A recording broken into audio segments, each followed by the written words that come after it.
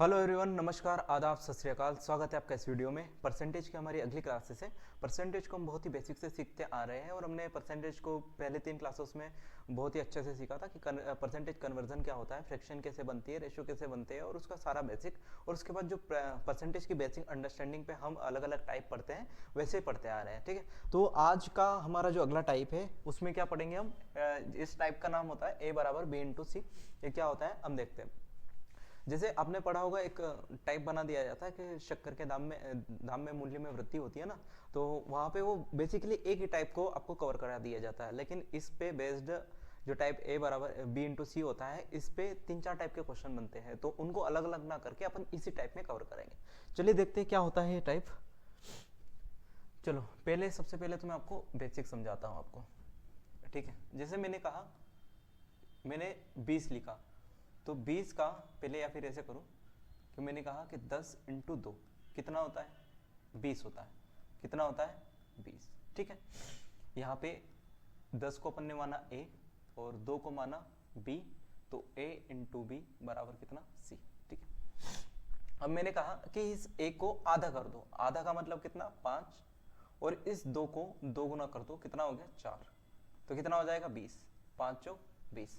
यहाँ भी क्या है मेरे पास में, c 20 है, और यहाँ भी कितना आया, c 20 आया। लेकिन अगर मैं a की बात करूं, जो a है, a का रेशियो कितना हो गया, यहाँ से पहले a 10 था, अब कितना हुआ, 5, मतलब 10 रेशियो 5। तो यहाँ से 5 से काटूंगा मैं, कितना आ जाएगा, 2 रेशियो 1। और अगर अपन b की बात करें,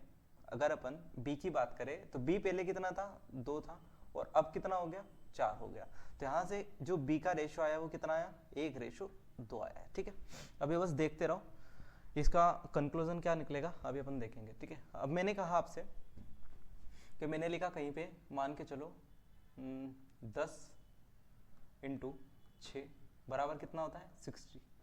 कितना लिखा, 60 लिखा। और एक जगह और लिखा मैंने 15 इंटू 4 बराबर ए भी कितना होता है, 60। यहाँ पे ए, ये क्या है, बी, और यहाँ पे मैंने लिखा सी। ठीक, मतलब यहाँ पे इक्वेशन बन रही a इंटू बी बराबर सी, और यहाँ भी क्या बन रही थी, a इंटू बी बराबर सी। अब यहाँ पे अगर मैं देखूँ तो जो मेरे पास में a है वो कितना है, पहले 10 था, अभी कितना हुआ, 15 हुआ, यही हुआ। तो यहाँ से मेरे पास में जो a का रेशियो आया वो कितना आया, 5 दूना 10 और 5 दिया 15। ठीक, अगर मैं b की बात करूं तो जो मेरे पास में b का रेशियो है, b पहले कितना था, यहाँ पे 6 था, अभी कितना हो गया, 4 हो गया। इनका अगर मैं रेशियो लूंगा कितना हो जाएगा, 3:2 हो जाएगा। ठीक, अभी अब रेशियो अपन ने पढ़ा नहीं है, लेकिन रेशियो का मतलब अब सीधा सीधा जानते होंगे कि रेशियो मतलब क्या होता है, किसी भी चीज को बहुत छोटा करने है, उनके बीच में कुछ भी कॉमन नहीं होना चाहिए बेसिकली। ठीक है, अब यहाँ पे मैं आपको क्या सिखाना चाहता हूँ उसको ध्यान से समझो। व्हाइट ले लेते हैं। अब मैंने आपसे यहाँ कहा था कि a इंटू बी बराबर सी, ये वाला टाइप पढ़ रहे हैं अपन। ठीक है, अब यहाँ से जो मेरे पास में c की वैल्यू थी कितनी थी, 20 थी, और यहाँ भी कितनी आई, 20 आई। लेकिन यहाँ पर इस कंडीशन में जब a की वैल्यू को मैंने 10 से 5 किया तो रेशियो कितना आया, 2:1। और यहाँ पर जब मैंने b की वैल्यू को 2 से कितना कर दिया, 4, तो रेशियो कितना आया, 1:2। लेकिन इनके मल्टीप्लीकेशन पे कोई फर्क पड़ा नहीं पड़ा। जैसे यहाँ पे मैंने अगर a को 10 माना और यहाँ पे 5 मान लिया, b को यहाँ पे 2 और यहाँ पे 4, मल्टीप्लीकेशन दोनों का क्या है, सेम है। तो अब यहाँ पे जो a का रेशियो बना वो कितना बना, 2:1, और जो b का रेशियो बना वो कितना बन रहा है, 1:2। अगर अपन यहाँ भी बात करें, जो c कितना था, 60 था, यहाँ भी कितना है, 60 है, मतलब दोनों जगह इन a और b का मल्टीप्लाई क्या है, सेम है। तो यहाँ पे अगर मल्टीप्लाई सेम है तो जो a का रेशियो बन रहा है वो कितना बन रहा है, 2:3, और जो b का रेशियो बन रहा है वो कितना बन रहा है, 3:2। मतलब अगर इनका मल्टीप्लीकेशन सेम है, मल्टीप्लीकेशन मेरे पास में सेम है, तो जो पहली संख्या का रेशियो होगा उसका अपोजिट दूसरी संख्या का रेशियो होगा। मैंने क्या कहा आपसे, जैसे मैंने कहा a इंटू बी था, a इंटू बी बराबर c। अगर c का जो वैल्यू है वो हर कंडीशन में सेम है, c का जो वैल्यू है वो हर कंडीशन में सेम है, तो जो a और b की वैल्यू है वो आपस में कैसी होंगी, अपोजिट। मतलब इनका रेशियो क्या होगा, अपोजिट होगा। जैसे यहाँ पर अगर a की वैल्यू 2 से 3 हुई है, 2:3 हुई है, तो b की वैल्यू यहाँ पे कितनी हो गई, 3:2। और यहाँ पर a की जो वैल्यू है 2:1 में बदली है, तो b की वैल्यू कितने में बदल गई, 1:2 में बदल गई। कब, जब इनका मल्टीप्लीकेशन सेम हो।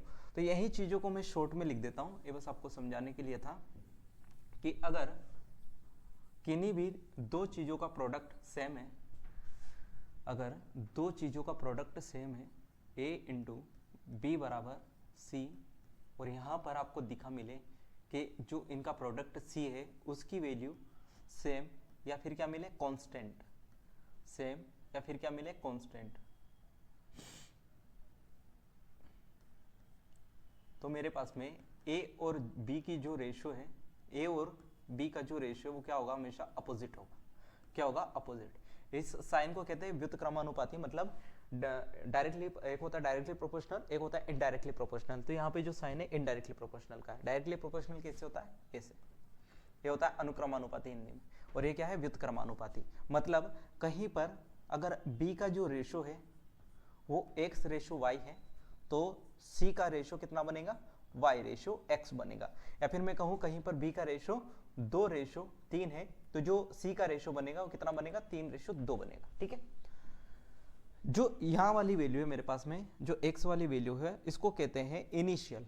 क्या कहते हैं, इनिशियल या प्रारंभिक, इसको कहते हैं अपन इनिशियल। अभी एग्जाम में आएगा, इसको मैं ऐसे लिख दे रहा हूँ, यहाँ पर इनिशियल और यहाँ पर प्रेजेंट। इसको क्या कहते हैं, वास्तविक, वास्तविक, या फिर इसी को कह दिया जाता है ओरिजिनल, है ना, ये हमारी ओरिजिनल होती है। और ये चेंज के बाद, प्रेजेंट मतलब वर्तमान, वर्तमान में अभी कितनी हो गई। तो यहाँ पे क्या आया था, B आया था, तो B X रेशो Y है, तो जो C बनेगा वो कितना बन जाएगा, Y रेशो X।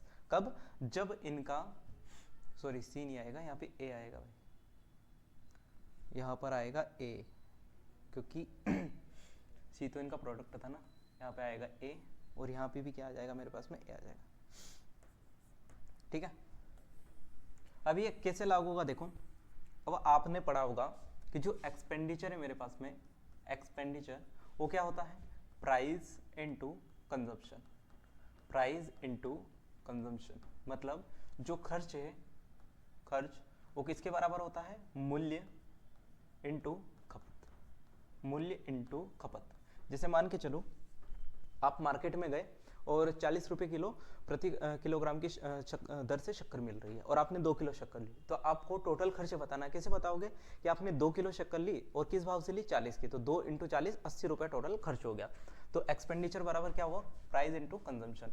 अब इस कंडीशन में क्या दे देगा, इस कंडीशन में आपको दे देगा कि एक्सपेंडिचर आपका सेम है, एक्सपेंडिचर कॉन्स्टेंट है, तो आपको प्राइस और कंजम्पशन में रेशियो के फॉर्म में चीजें बतानी रहेंगी, जो अपन क्वेश्चन के माध्यम से सीखेंगे। अगर एक्सपेंडिचर सेम है तो आपके जो प्राइस और कंजम्पशन का रेशियो कैसा होगा, उल्टा बनेगा। ऐसे यहाँ पे एक और चीज आ जाती है, जैसे अगर जो इनकम टैक्स है, इनकम टैक्स, इनकम टैक्स बराबर क्या हो जाएगा, इनकम इनटू टैक्स। अब ये क्या बात हुई, हमने तो अलग अलग लिख दिया। यहाँ पे टैक्स का मतलब रेट होता है, किस रेट से हमने इनकम पर इनकम टैक्स लगाया है, तो टोटल इनकम टैक्स बराबर कितना हो जाएगा मेरे पास में, टोटल इनकम और उस पर किस रेट से हमने इनकम टैक्स लगाया है, वो वाली चीज हो जाएगी। यहाँ पे बहुत सारी चीजें हो सकती है, जैसे वर्क बराबर मैन इंटू डेज, वो वाली चीज वहाँ भी कॉमन हो सकती है हमारे पास में। या फिर मैं कहूँ आपसे कि किसी सिनेमा हॉल में गए तो उसका टोटल रेवेन्यू बताना है, तो टोटल रेवेन्यू कैसे बताएंगे, टोटल कितनी सीट्स है वहाँ पे और उसकी प्रत्येक सीट्स का कितना प्राइस है। जैसे मान के चलो किसी सिनेमा हॉल में 20 सीट्स है और वहाँ पे हर सीट्स का जो वैल्यू है वो 350 रुपये, मतलब 350 रुपये प्रति टिकट है, तो यहाँ पे कितना हो जाएगा, 350 का मल्टीप्लाई कर दूंगा, तो यहाँ पे जो भी आएगा मेरे पास में वो क्या आएगा, रिवेन्यू, रिवेन्यू या फिर राजस्व। ठीक है, ऐसी बहुत सारी चीजें हो सकती है जिनका मल्टीप्लीकेशन मेरे पास में सेम हो। अपन क्वेश्चन के माध्यम से देखेंगे, जो भी अपन क्वेश्चन करेंगे वो सब रिसेंट ईयर के हैं या फिर पुराने भी है, तो वो इसलिए लिए गए हैं क्योंकि अभी रिसेंट में उस टाइप का कोई क्वेश्चन नहीं आया है। तो A बराबर B इंटू सी टाइप पर जितने भी टाइप हो सकते हैं वो अपन ने इसमें कवर किए। अभी अपन चलते हैं क्वेश्चंस पर। ठीक है, उम्मीद करते हैं बेसिक आपको समझ में आया होगा। तो पहला क्वेश्चन क्या है, CHSL प्री 2024 का क्वेश्चन है। देखो क्या बोला है, यदि किसी वस्तु के मूल्य में 35% की वृद्धि होती है तो एक परिवार को उसकी खपत में कितने प्रतिशत की कमी करनी होगी ताकि उसके व्यय में वृद्धि ना हो। ठीक है, अभी मैंने क्या बताया था आपको कि जो एक्सपेंडिचर है उसके बराबर क्या होता है, प्राइस इनटू क्या होता है, कंजम्पशन। ठीक है, यही होता है, मतलब खर्च बराबर क्या हो जाएगा, मूल्य इनटू खपत। अब उसने क्या बोला है, यदि किसी वस्तु के मूल्य में 35% की वृद्धि होती है तो एक परिवार को उस वस्तु की खपत में कितने प्रतिशत की कमी करनी होगी ताकि उसके व्यय में वृद्धि ना हो। व्यय में वृद्धि ना होने का मतलब क्या है, व्यय में वृद्धि ना होने के, देखो खपत तो कितनी प्राइस तो कितना बढ़ गया, 35%। अब मान के चलो मैं 1 किलो शक्कर 100 रुपये में लाता था, कितने में लाता था, 100 रुपये में। अब मेरे पास में 35% इसका प्राइस बढ़ गया, कितना बढ़ गया, 35%। मतलब जो चीज अब 100 रुपए की आती थी अब कितने की आती है, 135 की। तो अब मैं ये कह रहा हूँ कि मैं पहले 1 किलो शक्कर तो लाता था, लेकिन कितने में, 100 रुपए में। लेकिन अब मैं 135 रुपए की 1 किलो शक्कर आती है, लेकिन मैं 135 रुपए नहीं देना चाहता। अब भी मैं कितने रुपए की लाना चाहता हूँ, 100 रुपए की। अब मैं अगर दुकानदार से ये कहूंगा कि मुझे 100 रुपए की 1 किलो शक्कर दे दो, तो भगा देगा, चलो यहाँ से। लेकिन मैं अगर 100 रुपए लेके जाता हूँ, मैं उससे कहूंगा कि मुझे 100 रुपए की शक्कर दे दो, तो वो कहेगा कि 1 किलो तो नहीं आएगी, कुछ कम आएगी। तो मैंने कहा कि ठीक है, 100 रुपए की दे दो, मुझे 1 किलो शक्कर नहीं चाहिए, बस जितनी आएगी उतनी दे दो। मतलब मैं अपनी जो खपत में पहले 1 किलोग्राम लाता था, अब क्या लाऊंगा, कुछ कम लाऊंगा। क्या लाऊंगा, अब कुछ कम लाऊंगा। अरे बात समझ में, मतलब मैंने क्या कहा कि मेरे पास में पहले 100 रुपए थे, अब मैं पहले 1 किलो शक्कर लाता था। अब भी मेरे पास में 100 रुपए है, लेकिन अब क्या हुआ, शक्कर का दाम बढ़ गया, 100 से कितना हो गया, 135 रुपए। लेकिन मेरे पास पैसे कितने ही है, 100 रुपए ही है। तो अब मेरे पास में 1 किलो शक्कर नहीं आ पाएगी, कम आ पाएगी। तो दुकानदार वही कह रहा है, सॉरी एग्जामिनर वही कह रहा है, दुकानदार नहीं कह रहा है, वही कह रहा है कि अब आपके पास में प्राइस बढ़ गया है, अब लेकिन आपको जो है खर्चा नहीं बढ़ाना। तो आप ये बताओ कि खपत में कितने प्रतिशत की कमी करें। ठीक है, तो अब मेरे पास में यहाँ पे क्या हो गया, एक्सपेंडिचर सेम हो गया कि हमारे पास में क्या है, 100 रुपये ही है, हमें ना तो घटाना है ना ही बढ़ाना है। तो आपको क्या करना पड़ेगा, जो प्राइस का रेशियो है उसका अपोजिट क्या हो जाएगा, कंजम्पशन का रेशियो। अब जो प्राइस है, प्राइस कितना बढ़ा, 35%। कितना बढ़ गया, 35%। अब 35% की फ्रैक्शन वैल्यू कितनी हो जाएगी, 35/100, और 5 से काटेंगे कितना हो जाएगा, 7/20, ये हो जाएगा। और यहाँ पे क्या लगा देंगे, प्लस लगा देंगे, क्योंकि बढ़ रहा है। अब यहाँ पे क्या आएगा, इनिशियल या फिर क्या, वास्तविक। यहाँ पे मेरे पास में रेशियो किसका बनेगा, अब ये बनेगा प्रेजेंट का या फिर किसका, वर्तमान का। ठीक है, अब बात हमारे पास में किसकी है, प्राइस की है। तो यहाँ पे मैंने लिखा प्राइस मेरे पास में कितना था, पहले 20 था, अभी 7 बढ़ गया है। पहले मेरे पास में प्राइस 20 था, अभी कितना बढ़ गया, 7 बढ़ गया। मतलब 20 से कितना हो गया, 27 हो गया। पहले 20 था, अभी कितना हो गया, 27 हो गया। अगर कंजम्पशन की बात करें अपन, और मेरे पास में क्या करना है, एक्सपेंडिचर को सेम रखना है, तो जो कंजम्पशन है वो कितना हो जाएगा, इसका उल्टा, 27 से कितना हो जाएगा, 20 हो जाएगा। अभी बताया था कि दो चीजों का अगर प्रोडक्ट मेरे पास में सेम रखना है तो दोनों को क्या कर दो, दोनों का रेशो उल्टा कर दो। मतलब इसका रेशो 20/27 था, तो इसका कितना कर दो, 27 से 20। अगर चेक करना हो तो देखो यहाँ पे मेरे पास में एक्सपेंडिचर कितना आ जाएगा, एक्सपेंडिचर बराबर क्या होता है, प्राइस इंटू कंजम्पशन। तो 27/20 करूंगा, यहाँ पे कितना आएगा, 540, ये एक्सपेंडिचर है। और यहाँ भी कितना आ रहा है, 540 ही आ रहा है। दोनों जगह कितना आ रहा है, सेम आ रहा है। लेकिन मुझे ये नहीं बताना था, मुझे बताना था कि कंजम्पशन में मैं कितने की कमी करूंगा, कंजम्पशन में मैं कितने की कमी करूंगा। तो देखो 27 से कितना हो गया, 20 हो गया, कितने की कमी हुई, 7 की। तो यहाँ पे मेरे पास में 7 की कमी हुई, और किस पे हुई, 27 पे, क्योंकि वास्तविक तो यही है। 27 से कितना बन गया, 20, मतलब मैंने 7 की कमी कर दी, किस पे की, 27 पे। इंटू कितना हो जाएगा, 100%, मतलब 700/27 कितना हो जाएगा, 25 सही 25/27। ठीक है, आई बात समझ में। चले आगे, इसको देखो, यदि पेट्रोल की कीमत में 7% की वृद्धि होती है तो उपभोक्ता द्वारा पेट्रोल पर व्यय को अपरिवर्तित रखने के लिए, अब यहाँ पे क्या बोला, देखो अपरिवर्तित ही रखना है, मतलब चेंज नहीं करना है। If the price of petrol is increased by 7%, then by what percent should the consumption be reduced by the consumer to keep the expenditure on petrol unchanged. मतलब यहाँ भी क्या रखना है, हमें अनचेंज्ड ही रखना है, मतलब अनचेंज रखना है। तो अभी अपन ने सीखा था कि जो एक्सपेंडिचर है उसके बराबर क्या होगा, प्राइस इनटू कंजम्पशन। और अगर एक्सपेंडिचर को मुझे सेम रखना है, एक्सपेंडिचर को हमेशा क्या रखना है, सेम रखना है, तो प्राइस और कंजम्पशन में कैसा रिलेशन होगा, अपोजिट का होगा कि नहीं होगा। अब यहाँ पे उसने क्या बोला है कि पेट्रोल की कीमत, मतलब प्राइस जो है, प्राइस हमारे पास में क्या हो रहा है, 7% से बढ़ रहा है, 7% से बढ़ रहा है। 7% का मतलब कितना हो जाएगा, 7/100 ही हो जाएगा। तो अब यहाँ पे क्या आएगा, फिर से वही, ये कलर देखते हैं, ये आएगा इनिशियल, ये क्या आ जाएगा इनिशियल, और यहाँ पे क्या आएगा मेरे पास में प्रेजेंट, यहाँ पे आएगा इनिशियल, यहाँ पे आ जाएगा प्रेजेंट। इनिशियल को क्या बोलेंगे, वास्तविक, और इसको क्या बोल देंगे, वर्तमान। ठीक है, तो प्राइस मेरे पास में कितना हो रहा है, 100 से 7 बड़ा, मतलब 100 से 107 हो जाएगा। तो जो कंजम्पशन है, कंजम्पशन कितना हो जाएगा, 107 से 100 हो जाएगा। दोनों ही केस में देखो प्राइस तो सेम ही है, 10,700 हो जाएगा, 10,700 यहाँ भी आ जाएगा। मतलब यहाँ पे मुझे कितने की कमी करनी पड़ रही है, 7 की कमी करनी पड़ रही है। तो मैंने 7 की कमी की किस पर, 100 पर, इनटू कितना हो जाएगा 100%, सॉरी 107 पर।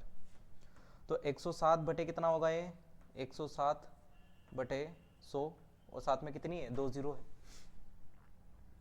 ये है ना, 100 से, हाँ ठीक है, 107 बटे 100। तो यहाँ से कितना आ जाएगा मेरे पास में, 107 बटे 100,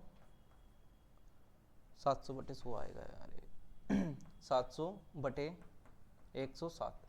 ठीक है, तो 6 बार जाएगा, 6 बार जाएगा तो मतलब कितना बन जाएगा, 642, और 642 में अगर 58 जोड़ देंगे तो 700 बन जाएगा। तो 6 सही 58 बटे 107%। कौन सा ऑप्शन है, सी ऑप्शन इस सवाल का उत्तर होगा। ठीक है, इसको देखें, यदि पेट्रोल की कीमत में 81% की वृद्धि हो जाती है तो पेट्रोल पर होने वाला व्यय के अपरिवर्तित रहने के लिए उपभोक्ता द्वारा पेट्रोल की खपत में सेम वही चीज है।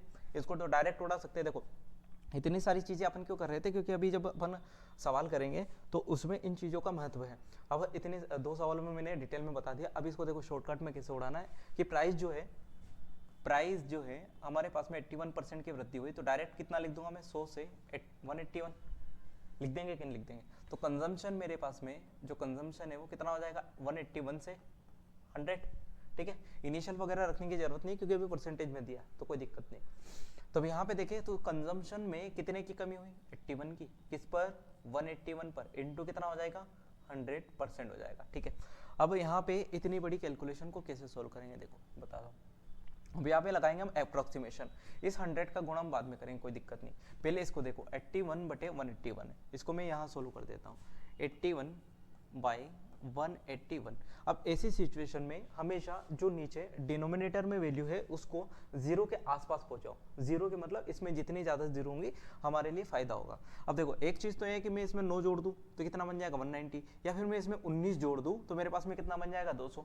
तो 19 जोड़ने में फायदा है, 19 जोड़ने में फायदा है। तो अगर मैं इसमें 19 जोड़ दूं तो जो चेंज हमने नीचे किया है प्लस या माइनस वैसा ही चेंज ऊपर करना पड़ेगा। लेकिन कैसे करना पड़ेगा, अब आपको यह देखना है कि जो 181 है वो 81 से कितने गुना ज्यादा है या फिर कितने गुना कम है। तो 181 ज्यादा है मेरे पास में, अगर मैं इसमें कितने का मल्टीप्लाई कर दूं, देखो 80 162 मतलब लगभग 2.5 का मुझे मल्टीप्लाई करना पड़ेगा, 2.5 का मल्टीप्लाई करना पड़ेगा, तब मेरे पास में क्या आएगा 181 आएगा। तो अब यहाँ पे मल्टीप्लाई करना पड़ रहा है, मतलब यहाँ पे इधर जाऊंगा मैं तो भाग देना पड़ेगा। तो यहाँ पे आपको क्या करना है, 19 का आधा और थोड़ा सा और कम करना है। तो 19 का आधा कितना होगा मेरे पास में 10 हो जाएगा, और 10 से थोड़ा सा और कम कर देते तो मतलब लगभग 8 के आसपास जोड़ दे। देखो याद रखना इसमें अप्रोक्सीमेशन करना है और ऑप्शन थोड़े दूर दूर है।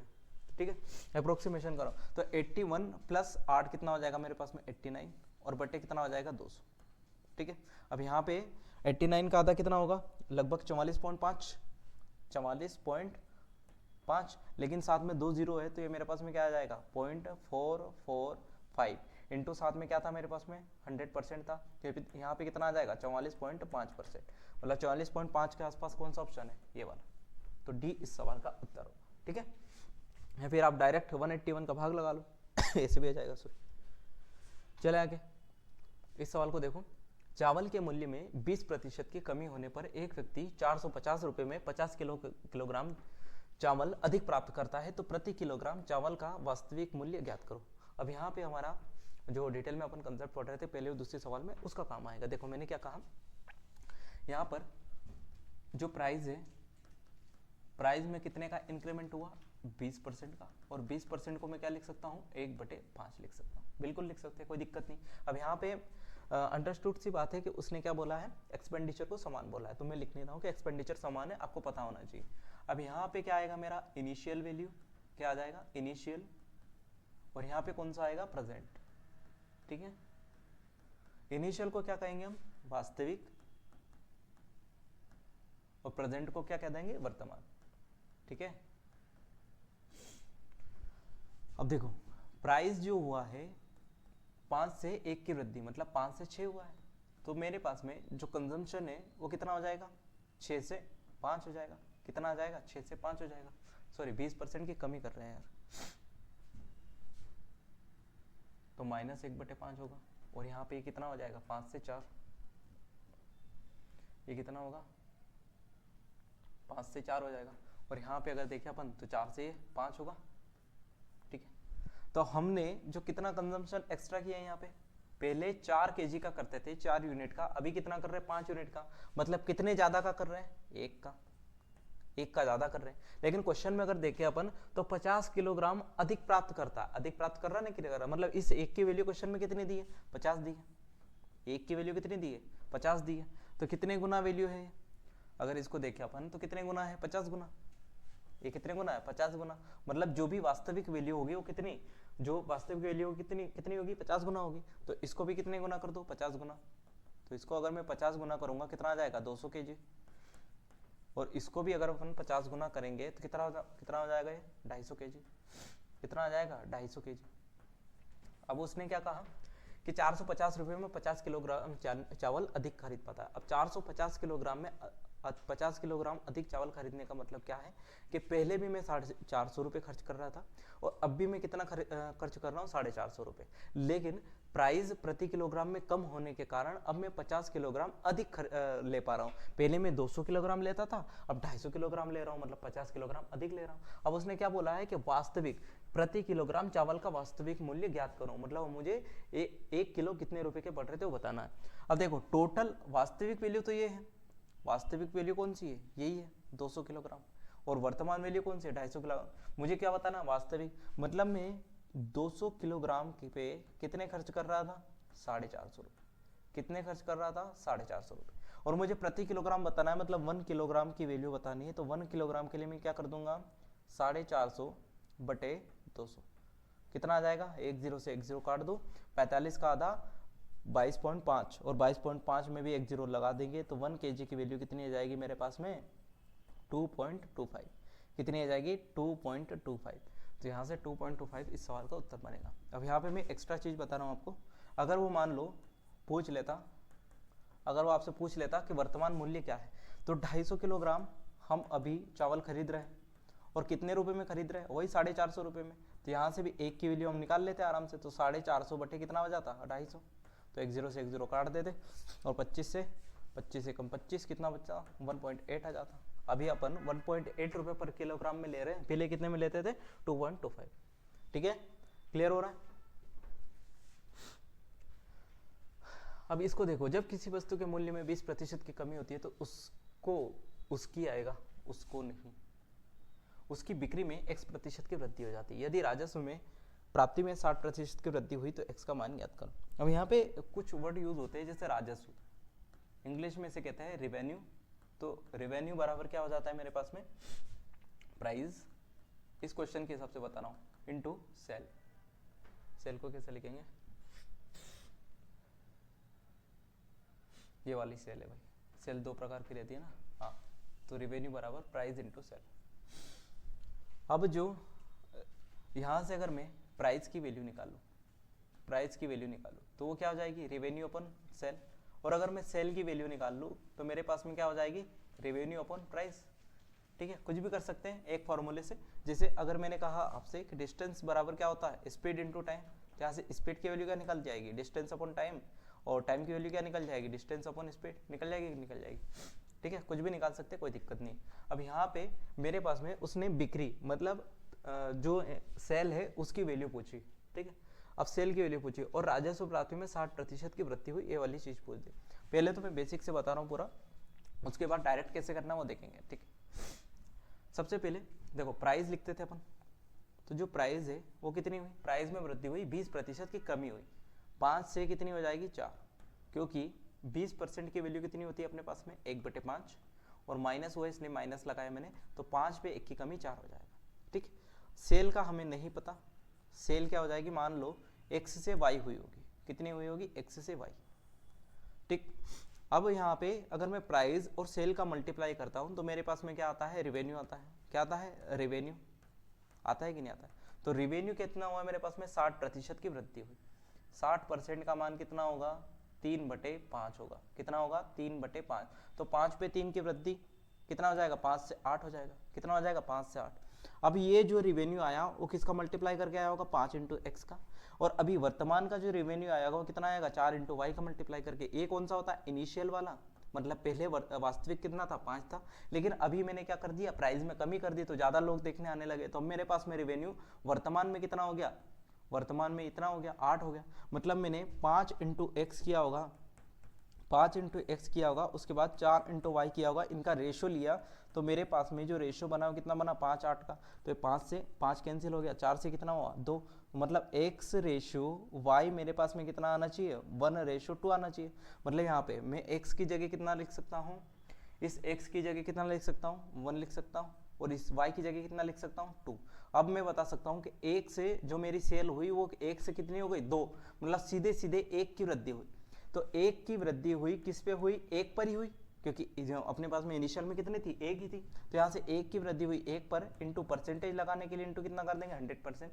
तो मेरे पास में x का मान कितना आ जाएगा, 100 आ जाएगा। फिर इसको डायरेक्ट करते तो कैसे करते, देखो जिसका परसेंटेज दे रखा वो अपन लिख लेंगे। हमारे पास में एक तो प्राइस का दे रखा है, प्राइस कितना हुआ 20% की कमी, 5 से कितना हो गया, 4 हो गया। उसके बाद में राजस्व का दे रखा रेवेन्यू, रेवेन्यू कितना हो जाएगा मेरे पास में, यह आ जाएगा 5 से 8 हो जाएगा। और मुझे क्या बताना है, सेल का बताना है। तो सेल मेरे पास में क्या होता है, देखो रेवेन्यू अपन प्राइस होता है, तो मेरे पास में रेवेन्यू कितना है, 5 है, और प्राइस कितना है, 8। और यहाँ पर रेवेन्यू कितना है, 8 है, प्राइस कितना है, 4 है। तो 5/5 1 और 8/4 2। डायरेक्ट 1 से कितना हुआ, 2, कितने की वृद्धि, 1 की, 1 पर इंटू 100%, 100% आ जाएगा। ठीक है, तो ये कैसे आया, इसका सॉल्यूशन ये है, और डायरेक्ट ऐसे कर सकते हैं। क्लियर। यहां देखिए, यदि चलो इसका एक और तरीका है, एक काम करो, एक काम कर सकते हैं ना, देखो यहाँ पर मेरे पास में प्राइस कितना, प्राइस में कितने की कमी हो रही थी, 20% की, मतलब 100 से कितना हो रहा था, 20%। ठीक है, तो जो सेल है इसको मैं डायरेक्ट लिख सकता हूँ। अगर आपके पास में मल्टीप्लिकेशन, जो दोनों का मल्टीप्लिकेशन है, सेम है, यहाँ पे वृद्धि हो रही है। जैसे राजस्व में यहाँ पर रेवेन्यू बराबर क्या है, प्राइस इंटू सेल। तो यहाँ पे इस वाले पार्ट में अगर वृद्धि या कमी हो, इस वाले पार्ट में वृद्धि या कमी हो तो, और यहाँ पे किसी एक में वृद्धि या कमी हो और किसी एक का पूछेगा, जैसे मान लो एक्सपेंडिचर बराबर मेरे पास में प्राइस इंटू कंजम्पशन था। अब यहाँ पे उसने अगर इसमें चेंज किया, इसमें वृद्धि या कमी की, और यहाँ पर इसमें और वृद्धि कमी की, तो आपसे प्राइस का पूछेगा। तो इस वाले केस में अपन डायरेक्ट कैसे करेंगे, देखो मैं बताता हूँ आपको। यहाँ पर मेरे पास में जो वस्तु की मूल्य थी उसमें क्या हुआ, 20% की कमी हुई। क्या हुई, 20% की। तो यहाँ से 20% की कमी लिख के डायरेक्ट यहाँ पे लिख दो 80। क्या लिख दो, 80। और यहाँ पर जो भी वृद्धि हुई उसे क्या कर दो, यहाँ पे लिख दो 60 बढ़ा के, परसेंटेज बढ़ा के। तो 80 से कितना हो गया, 160। रेशो लो डायरेक्ट, कितना आ जाएगा, 1:2। तो यहाँ पे 1 की वृद्धि हुई किस पर, 1 पे, इंटू कितना हो जाएगा, 100%। ठीक है, क्या किया मैंने, जो भी हमारे पास में प्राइस में कमी होगी वो मैंने कहा लिख दूंगा मैं इनिशियल में, और जो राजस्व में वृद्धि होगी वो मैं कहा लिख दूंगा वर्तमान में।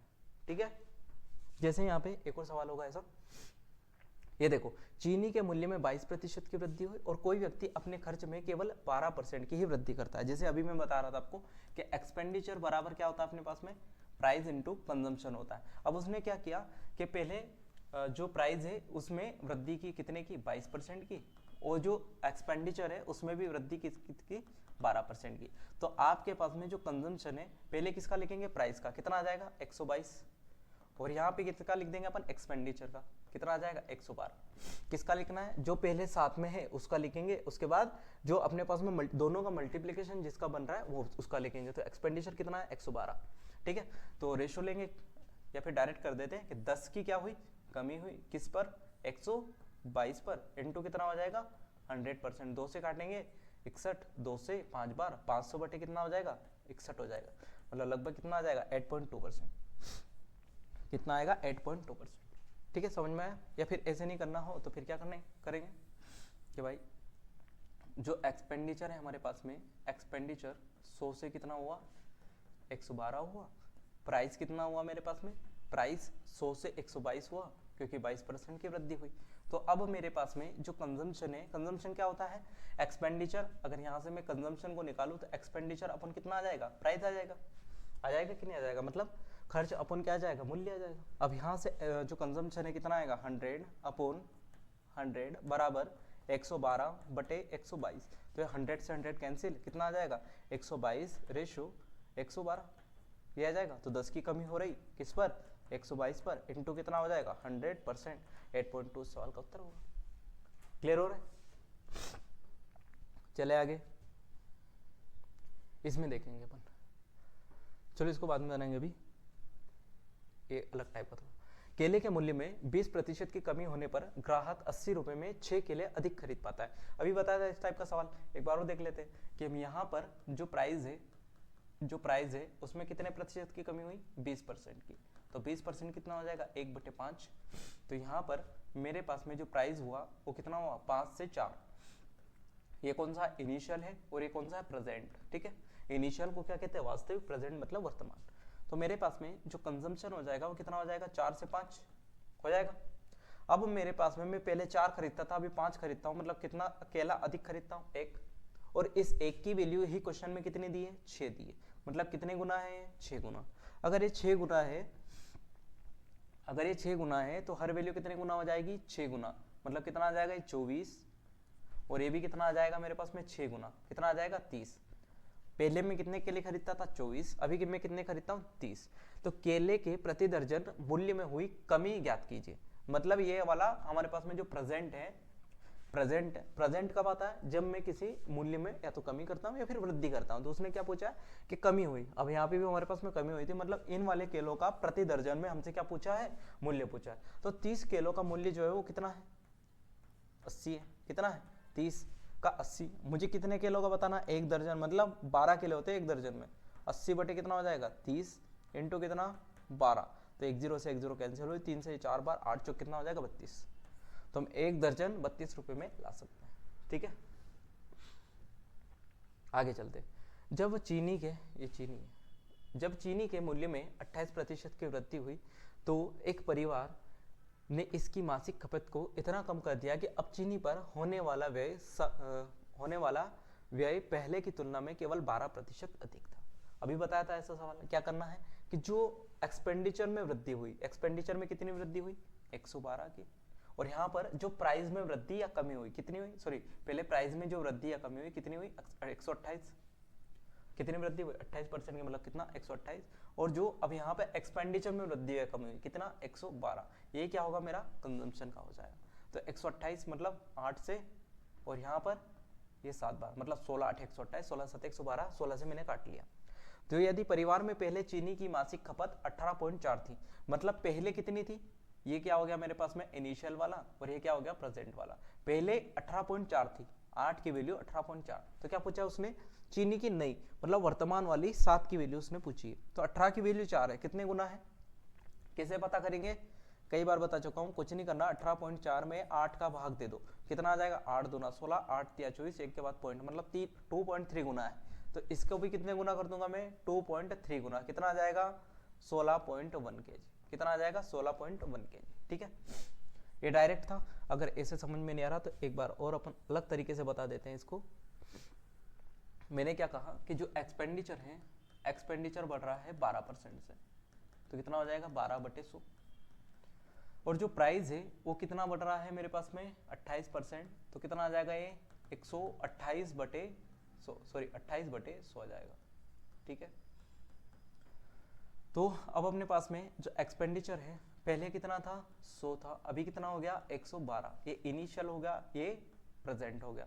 और जो प्राइस है पहले कितना था 100 था, अभी कितना हो गया 128 हो गया।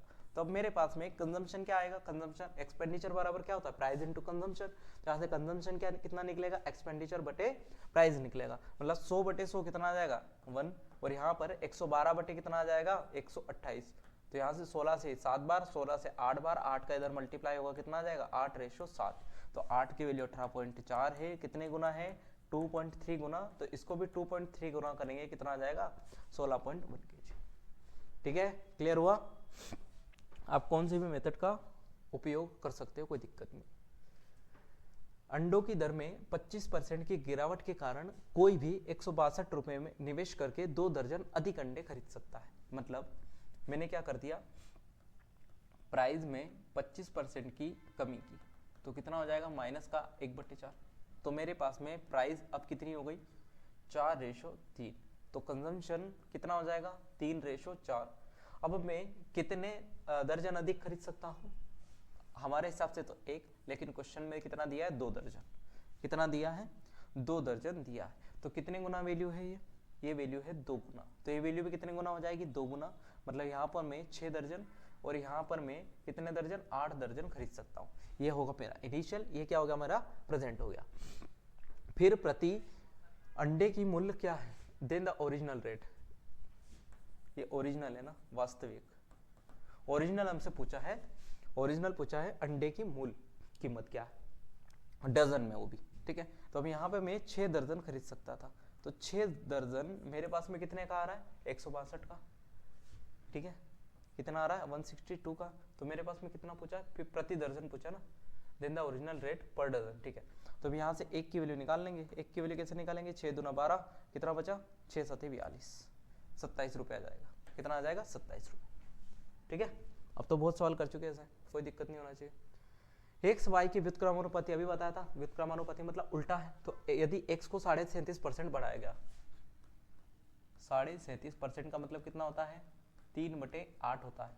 तो अगर मैं x को 8 से कितना कर रहा हूँ 11, तो y को कितना करना पड़ेगा मुझे 11 से 8। अभी बताया था अगर एक दूसरे के अपोजिट है, व्युत्क्रमानुपाती है, तो जो रेशो पहले वाले का होगा उससे अपोजिट दूसरे वाले का होगा। मतलब यहाँ पर मैंने कितने की कमी करनी है 3 की, किस पर 11 पर, इंटू कितना हो जाएगा 100%। कितना आंसर आएगा 27.27%। अब आपको फ्रैक्शन परसेंटेज याद होनी चाहिए। इस सवाल को देखेंगे, इसमें क्या बोला है, दाल के मूल्य में 32% की वृद्धि के कारण एक व्यक्ति अपने उपभोग में इस प्रकार कमी करता है ताकि उसके खर्चे में केवल 10% की वृद्धि हो। इसको डायरेक्ट में लिख रहा हूँ, ठीक है। यहाँ पे क्या लिखते हैं अपन प्राइस वाला, प्राइस में कितना बढ़ा 32%, मतलब कितना हो जाएगा 132। और यहाँ पे क्या लिखेंगे एक्सपेंडिचर वाला 10% बढ़ा, मतलब कितना हो जाएगा 110 हो जाएगा, ठीक है। तब यहाँ पे 11 से काटूंगा कितने बार कटेगा ये 12 बार, और इसे काटेंगे कितनी बार कटेगा 10 बार। अब उसने क्या बोला है, यदि मूल्य बढ़ने के पश्चात वह 150 kg दाल का उपभोग करता है, मतलब वर्तमान में कितना करना 150 kg। तो हम यहाँ पे जो 10 की वैल्यू है वो कितनी है 150 है, कितने गुना 15 गुना है। अगर ये 15 गुना है तो इसको भी मैं कितने गुना कर दूंगा 15 गुना। तो 12 × 15 कितना होता है 180 kg। तो अभी पहले कितना मूल्य बढ़ने से पहले कितना करता था वो 180 kg, अभी कितना करने लग गया 150, ठीक है। इसको देखो, Z² मॉल के सिनेमा हॉल के टिकट के मूल्य में 1% की कमी कर दी गई। सीटों की संख्या बढ़ाए जाने के कारण कुल राजस्व में 1/3% की बढ़ोतरी हुई। अब देखो रिवेन्यू बराबर क्या होता है मेरे पास में, ऐसी कंडीशन में रिवेन्यू बराबर बताया था मैंने आपको क्या होता है प्राइस इनटू टोटल जितनी सीट्स हो, टोटल सीट्स, एज मतलब सीट है भाई। अब उसने क्या बोला है कि जो टिकट थी उनके मूल्य में 1% की कमी हुई। तो जो टिकट है उनके मूल्य में 1% कमी का मतलब कितना हो जाएगा 100 से 99, क्योंकि 1% का मतलब कितना होता है 1/100 होता है। मतलब यहाँ पे 100 से 1 की कमी की कितना हो जाएगा 99। और यहाँ पर मेरे पास में जो रिवेन्यू है वो कितना हुआ, वो 83 1/3% बढ़ गया। अब 83 1/3% की वैल्यू कितनी होती है 5/6। मतलब रिवेन्यू अगर पहले 6 था और अभी 5 बढ़ गया, तो 6 और 5 कितना हो जाएगा 11। तो मेरे पास में उसने पूछा है कि यदि वर्तमान में सीटों की संख्या 350 है तो ज्ञात कीजिए कि कितनी सीट बढ़ाई गई। अब यहाँ पर जो सीट्स है वो कितनी हो जाएगी रिवेन्यू अपन, देखो सीट की वैल्यू अगर निकालनी है तो रिवेन्यू बटे क्या कर दो प्राइस। रिवेन्यू यहाँ पर कितना है 6 बटे कितना हो जाएगा 100। रेवेन्यू यहाँ पे कितना है 11 बटे कितना हो जाएगा 99। 11 से कितनी बार कटेगा 9 बार, 2 से 3 बार, और 2 से कितनी बार कटेगा मेरे पास में 50 बार।